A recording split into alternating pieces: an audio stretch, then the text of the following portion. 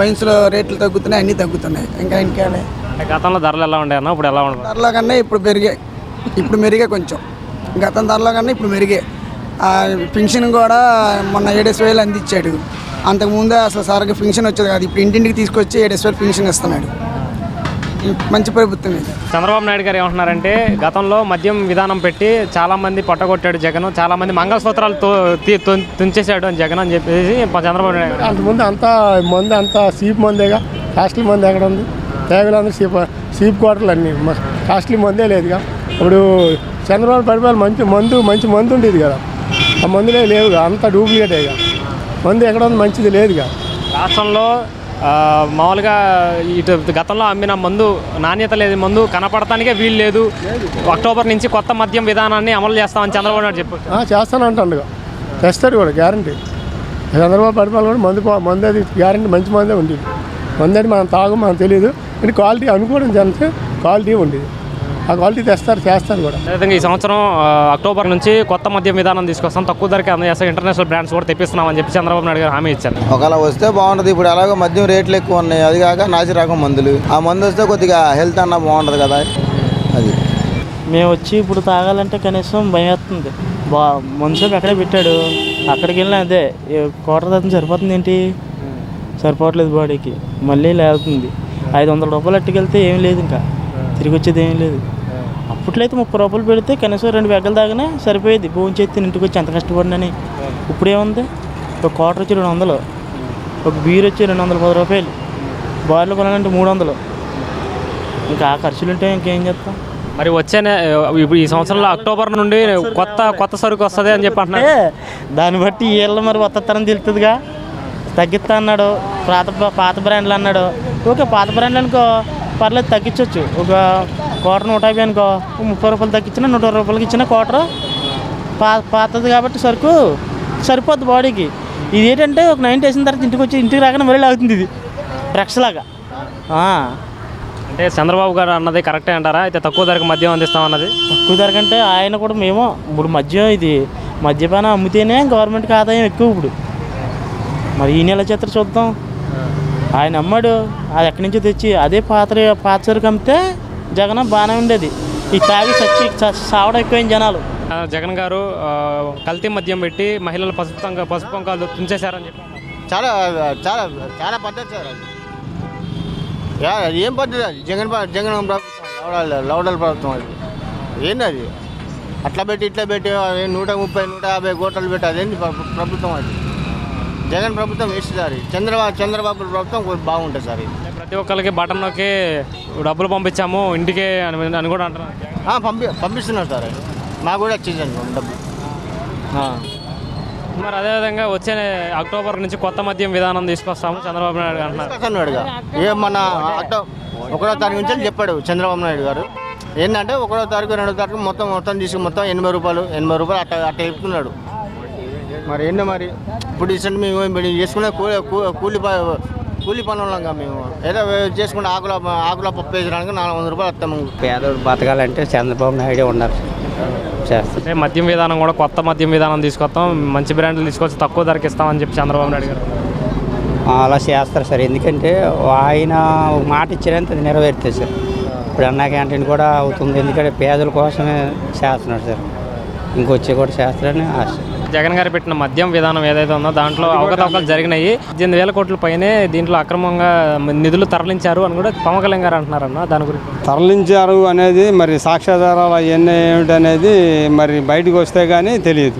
మరి వీళ్ళేమో కొంత ఈ లోకల్ బ్రాండ్లు కొట్టారో ఏదో అని చెప్పి గవర్నమెంట్ ద్వారా కొట్టించారో అవన్నీ పాత ఈ బ్రాండ్లు లేవు అని చెప్పి అంటున్నారు.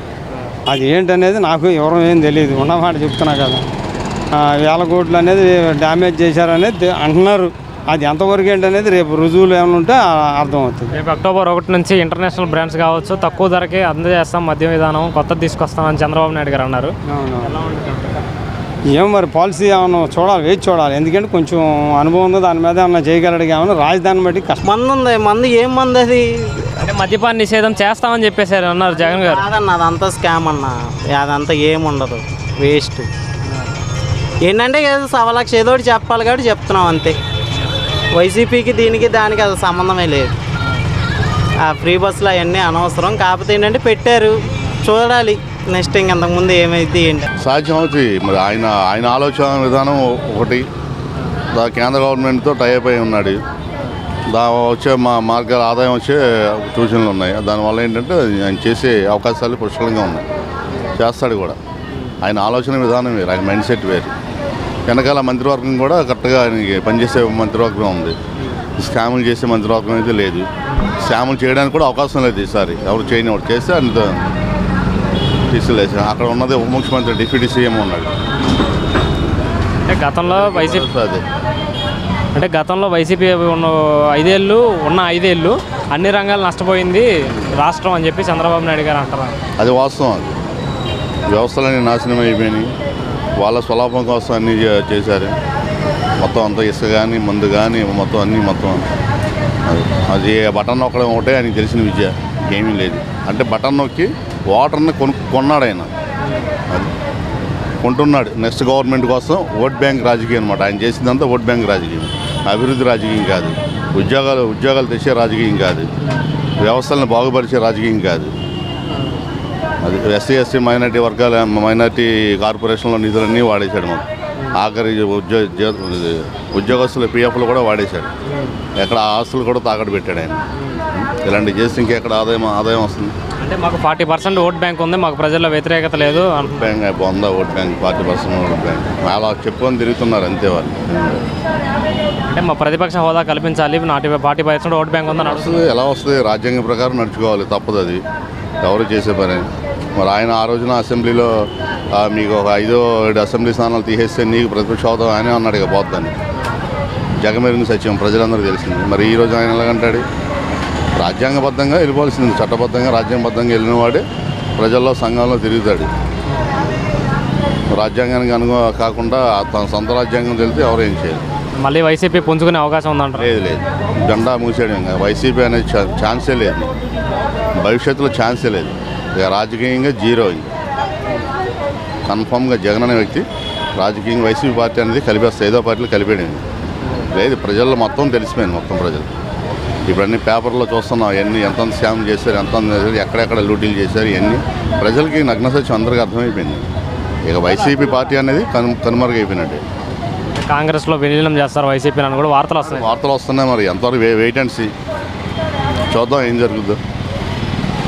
ఫైనల్గా పవన్ కళ్యాణ్ గారి గురించి అడిగితే ఏం చెప్తారు సార్? గతంలో 2 చోట్ల ఓడిపోయి ఇప్పుడు పోటీ చేసిన ప్రతి చోట గెలిచారు. పట్టువదలని విక్రమార్కుడు వస్తాడు. ఆయన భయపడ్డు, ₹1 ఆయనకి అవసరం లేదు. ఆయన రూపాయి ప్రజలకు ఇచ్చే వ్యక్తి.